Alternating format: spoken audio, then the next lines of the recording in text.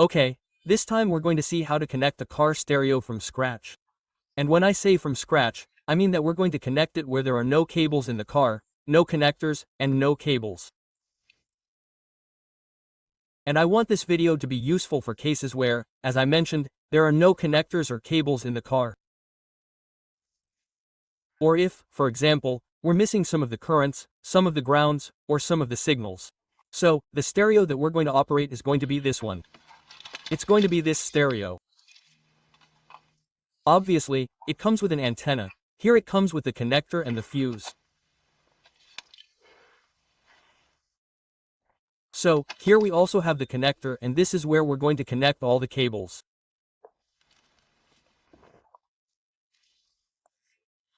And first of all, we're going to focus on the three main or most important cables, which are the yellow cable, which is the current that is connected directly to the positive battery, which will carry current all the time.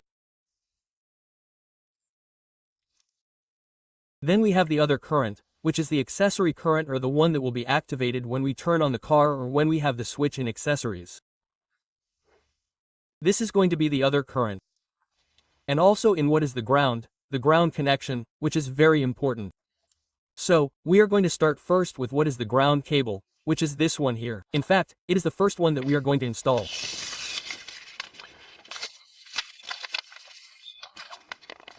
And reviewing a little here a paper that comes with the stereo, there is something quite important, which is this that says that preferably we connect the ground cable first and that we first connect the cables here to the harness before connecting it there to the stereo. So, the first thing we are going to do is find a place to connect our ground cable. It has to be a place to the chassis, preferably a screw that is directly connected to a metal part that is making contact with the chassis. So, the first thing we are going to do, the tool that we are going to use is going to be a test lamp like this one, a simple test lamp. This type of test lamp is sold in any auto parts store or on websites such as eBay, Amazon. They are very easy to get, and we will sometimes need to connect the test lamp to the negative to see where there is current, and sometimes we will have to connect it to the positive battery to see if we can find the grounds. So this is the most important tool that we are going to use, apart from the cables and terminals that we are going to see now. Okay, so to connect the first cable, which is the ground cable, we are going to use the test lamp to the positive battery to find the ground. The ground can be here in the same part where the stereo goes. We have to look for a screw that is connected to a metal part and we can hold on to it. For example, this could be it. As we can see, it has ground there. Our test lamp has current, so when it touches ground it lights up, and for example, there is ground. In this one here too, whenever we're looking for grounds, what we want to find is a screw that's connected to a metal part, a thick screw that's connected to a metal part that gives us a good ground connection. Sometimes we'll find it here or sometimes here at the bottom where the pedals are, there are very good screws. Like in this case, for example, I prefer to connect it here to that screw. It's a fairly thick screw that's connected directly to a metal part. It seems like a pretty good place to connect the stereo ground. So, I've already connected it there. Obviously, when we're doing a real installation, we're going to have to hide the cables through here in the panels so that they come out over there. But right now what I want to do here, I'm going to leave them out so that it's clear where and what cables we're connecting. To make the connections, we can use terminals like this one to connect to the screw there, or we can use terminals like this one too. These are quick connector terminals, and the gauge of the wire we're going to use is going to be 18 gauge or 16 gauge. Both work pretty well for stereos. Okay, here we have it. I've already put an extension here. We already have our ground wire ready here. So, we pass it through and connect it. We connect it here. I'm going to use quick connectors, but ideally, you should solder the wires. But anyway, I was just demonstrating here. So, we're going to use quick connectors. Okay, but before we put the connector on, here we have our lamp connected to the positive battery. Now let's check that there's ground. Here we have the ground. Now we can put our connector on. So, now we have our harness. We already have the first wire, which is the ground wire. Now we're going to look for the constant current or the memory, which is going to be the yellow wire. So, this wire will have different options. We can connect it directly, send a wire from here to what is the positive battery. Okay, and that way we'll have our cable ready. Another option would be to connect it to a fuse that has power all the time. We can also connect this cable there, or we can also connect it, for example, to the ashtray or to our power outlet like this one, if it has power all the time.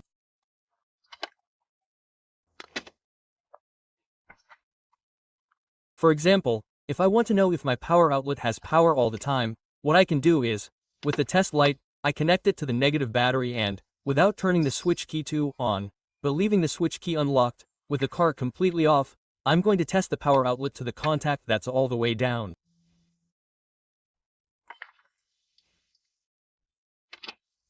So, as in this case, this power outlet does have power all the time, because even though I don't have the switch key in the on position, nor do I have the key in the switch, then it means that we have constant power all the time. So, once we know that our power outlet or our ashtray, our cigarette warmer, is constantly receiving power, we can grab the power cable of the ashtray. But, for example, if I wanted to connect it from here, then I would have to come here to the back. And since, for example, here I have everything ready, as you can see, here comes an orange cable and a black cable. Usually, the colored cable will always carry power and the black cable will carry ground, but ideally we want to make sure that the colored cable actually carries power and the ground cable actually carries ground. So, like in this case, for example, what I did here, the cable was connected directly, the orange cable that you see here was connected directly here. So, what I did was I put an additional cable here, I connected it directly and then I connected this output to the other one. Since this cable carries constant current all the time, which was the current that we measured here, then this one will be used for the yellow cable of the stereo. Another important point is that, whatever connection we are going to make, whether it is the fuses, or to the positive battery, or here to the cigarette lighter, if we are going to connect our yellow cable, it is important that we connect it with a fuse holder like this one, an inline fuse holder, or that we put a fuse in it. This is to protect the stereo circuit. Also, additional protection. In this case, you would have to put a 10 amp fuse, which is what is regularly used for car stereo applications. So, what I am going to do here, well, I made an extension here to the cable that carries the current. So, I just connect it here. I just left everything ready so the video doesn't get too long. I'm going to put it on top, but it's understood that this is just a demonstration. So, I already have my cable with the fuse holder. So, we're going to connect, in this case, the yellow cable. So, I already have two of the three main cables, which are yellow and black. Now I need the red cable. In this red cable, what we need is a current that only comes with the switch key in the on or accessory position. So, there are two options for this cable. One option is to connect directly to the ignition switch. The ignition switch will have a cable that will bring current with the switch key in the on accessory position. So, we have to look for that cable. Another option would also be to go to the nearest fuse box. If the car has a fuse box here inside or outside, it doesn't matter. We would have to go to the fuse box and look for a fuse that has current with the switch key in the accessory position too, obviously. So, it depends on each person what is easier for them. If we were to do it from here on the switch, we would have to remove this part here. See where the harness comes out with the cables. So, with the test lamp grounded, we would have to look for the one that carries current when we have the key in the on position and in accessories. And we have to verify that the current disappears from the cable when we turn the car off and remove the keys, obviously, if we wanted to do it here. So, that's how we would do it if we were to use the switch option, but in this case I'm going to use the fuse box option because it seems easier to me. So, what I'm going to do next. Okay, So we're already here at the fuse box and we're going to open it. Let's see which fuse is going to provide us with current with the switch, which is the one that will turn us on and off and will give us power to our radio. So this signal is quite important. So, what we're going to do first, we're going to start looking for a fuse that isn't activated all the time or that doesn't have power in its circuit all the time. So, with the car completely off and without the key in the switch, we're going to start looking for a fuse that doesn't have power at the moment. So, we're going to put the test light to battery negative or ground and we're going to start looking for fuses that don't activate.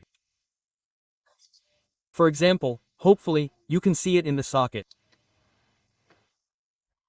For example, that one can work for us, that one of 10 amps, for example, that one of 15 amps too. That one doesn't work for us, for example, because when I touch it here, the light lights up and that means that it does have power when the switch key is not in the on position or that we don't have the car on. So, this one will work for us, this one too. So, as we can see, there are several that can work for us. This one here in the corner, for example, also. So, as we saw, there are several that can be useful to us. So, now comes the interesting part. So, what we are going to do next is turn the switch key to the accessories position. So, of the fuses that did not turn on right now, that do not have constant current, we are going to test to see which one does activate in the accessories position. There's our switch in the accessories position. And then we are going to try this one here in the corner. And as you can see, this one does activate in accessories. So, in order not to waste so much time, we are going to grab this 10 amp one, because we are going to see the 15 amp one and it also activates in accessories. It can also work for us. So, we are going to leave the one here. So, next, what we are going to do is turn the switch key to the on position. So, we are going to test the 15 amp one again. As you can see, it also has current in the on position and the 10 amp one too. We are going to grab either of these two now so as not to waste any more time. Okay, now we're going to do the final confirmation. I'm going to grab this 15 amp one. There it is. So there I have the switch key in the on position. So I'm going to turn it off. I'm going to put the switch key in the off position. So now I'm going to put the key in and put it in the accessories position. There it turns on. Now I'm going to move the key to the off position again and then I'm going to move the key to the on position. There it is. So, it means that this fuse is going to work quite well, since it turns on in the on position, the accessories turn on, and it turns off automatically when I put the switch key in the off position or when I take the key out of the switch. So, it means that this fuse is going to work quite well to turn on, off, and provide power to my stereo automatically. So, we're going to grab it from here, okay? So, here to grab the power from this fuse or the fuse that we have selected that will work for us, there are two options. One option is to remove this panel here to access the harness on the back of the fuse box. Then, from there we would have to look for the exact wire that carries the circuit of this fuse. From there we would take a wire for our stereo. Obviously, we would have to put an inline fuse holder like the one we saw just now on that wire. We would put a 10 amp fuse in it and from there we could take our power directly to the stereo. That is one option, and the other option would be to use a fuse holder like these. These fuse holders serve precisely for that, to expand the circuit very easily and very quickly. I have already mentioned in other videos how this type of fuse holder works. In any case, those videos will also be in the description and it will also be the name by which we can get this type of fuse holder. So, how does this fuse holder work? It is very easy. It will save us all the work of having to look for the wire here in the back. So, we take out our original fuse and put it here so that it continues to protect the original circuit. So, we would put it here and in that way it would be protecting the original circuit and it would allow us to, this other fuse and a cable so that we can connect the circuit that we want to expand, which in this case is for our car stereo. So, there in that space that we have left, we can protect the circuit right there with a 10 amp fuse for the radio or our car stereo. So, it would look like this. It would look exactly like this. So, here, what we would have to do is put the extension here, our cable directly to the radio. We can pass it through here, and we would send it over there. And well, now that we have our power cable ready with accessories, it is already protected by a 10 amp fuse, everything is ready, we can connect it. So, now we are going to check. As you can see, right now it does not have power. We have the key connected to the negative of the battery and we are going to turn the switch key to the on position. There it turns on. We send accessories. It also turns on. We remove the key from the switch and it turns off automatically. That's exactly what we want. There it is. So, we already have the 3 main cables that are going to make our stereo work. The hardest part is practically done. Okay, so what follows are the 8 speaker cables. Obviously, these cables are easy. If we have speakers in the car, we're going to connect them to the ones here. If we don't have speakers, then we're going to connect the speakers that we bring from our exterior. Here there are 2 cables per speaker, obviously, one positive and one negative. For example, the ones on the left side are the white ones in front of the left side. The green ones are the ones on the left side in the back, the gray ones are the ones on the right side in the front, and the purple ones are the ones on the right side of the speaker in the back. The positive ones are the ones that don't have any markings and the negative ones are the ones with a black stripe. It's that easy. In this case, for the example here, I'm going to use those speakers. I'm going to pretend that I'm going to install those speakers. I'm going to put 2 speakers here just to finish the example nicely. And here they already have each speaker with its own cables. You put the cables you want. The advantage is that in this case, since there's nothing, we're going to pretend that there's nothing, so here I'm going to use, for example, the silver one, the negative, and the red one, the positive. So that's what I'm going to do. For example, here the right front speaker is going to be the gray cables, for example. So I'm going to connect the positive with the one that doesn't have any lines, with the gray one that doesn't have any lines. There it is. And the negative that is silver, I'm going to connect here to the gray one with the black stripe. So, there are the 2 right front speakers. Now we're going to use the white cables to connect the left front speaker, which would be this one here.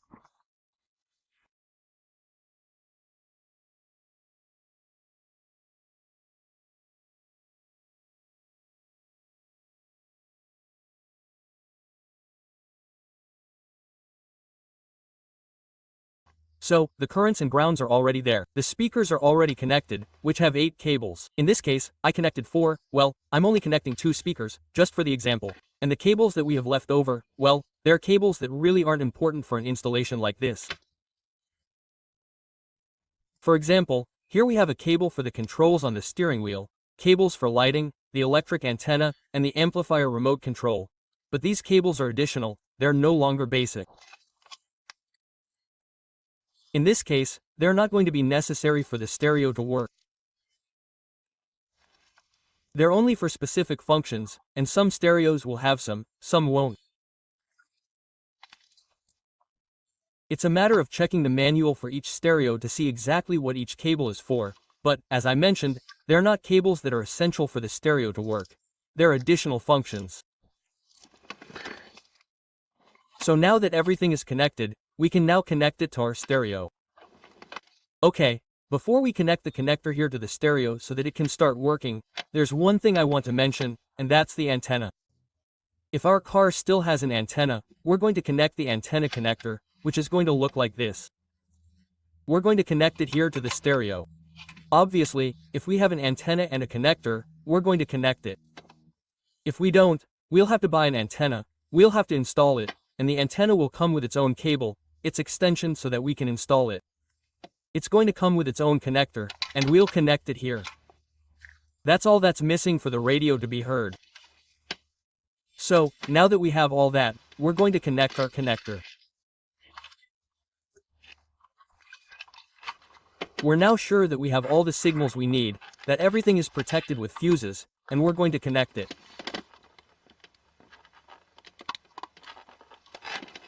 There it is. So we're going to turn the switch key to the on position.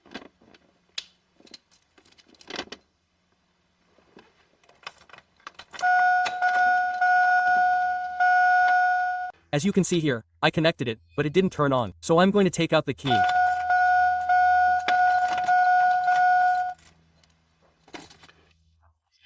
And the reason it didn't turn on is because I didn't put a fuse in the constant current fuse holder here. I did put one in the other one, but I didn't put a fuse in this one, so I'm going to put a 10 amp fuse in.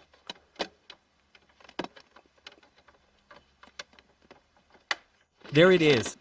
And now we're going to put the switch key in on, and now it should turn on. There it is.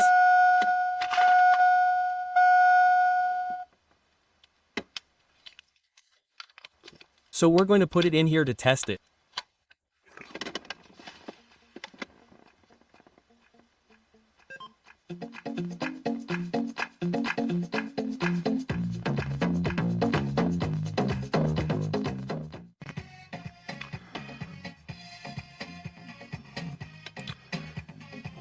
Okay, so it's practically ready. We've already seen that it works.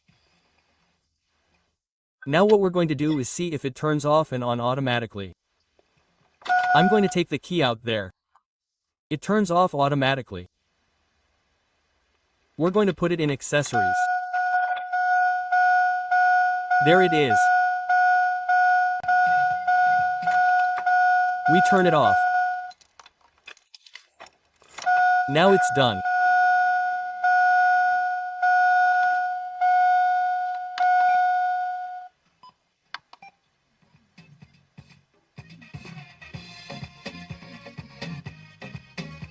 There it is. Now we're going to start the car.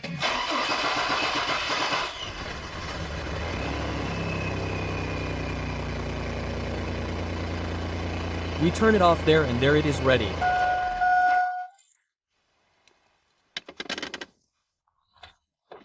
Okay, I think that's all for me. Thanks for watching the video.